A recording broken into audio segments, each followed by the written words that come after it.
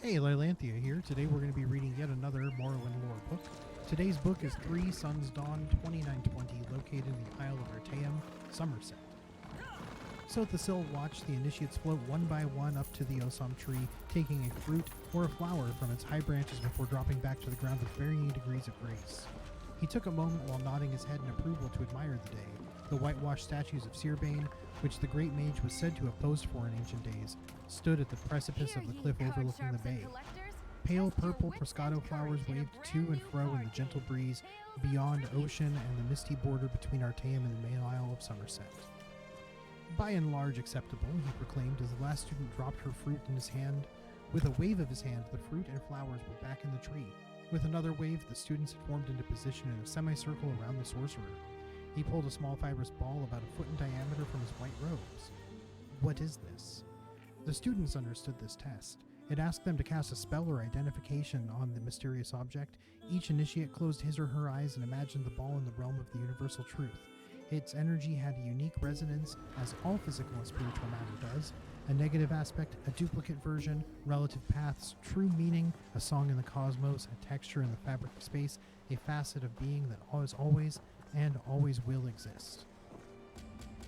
A ball, said a young lord named Welig, which brought giggles from some of the younger initiates, but a frown from most, including Sought the Sill.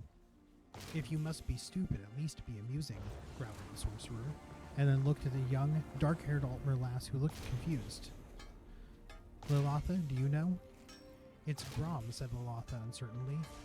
What the Drew meth after they Crevinism? Carvinism, but very good nonetheless, said Sought the Sill. Now tell me, what does that mean? I don't know, admitted Lylanthia. The rest of the students also shook their heads. There are layers to understanding all things, said Sought the Sill. The common man looks at an object and fits it into a place in his way of thinking. Those skilled in the old ways, in the ways of the Sajik, in the mysticism, can see any object and identify it by its proper role. But one more layer is needed to be peeled back to achieve understanding. You must identify the object by its role, and its truth, and interpret that meaning. In this case, the ball is indeed Grom, which is a substance created by the Drew, an underwater race in the north and western parts of the continent. For 1 year of their life, they undergo carbonism when they walk upon the land. Following that, they return to the water and meth, or devour the skin and organs they need for land dwelling. Then they vomit it up into little balls like this. Grom. Drew vomit. The students looked at the ball a little queasily, so the Sill always loved this lesson. Thanks for joining me for today's Elder Scrolls Morrowind lore book. And if you want to see more, feel free to keep an eye on the channel. And thanks for listening.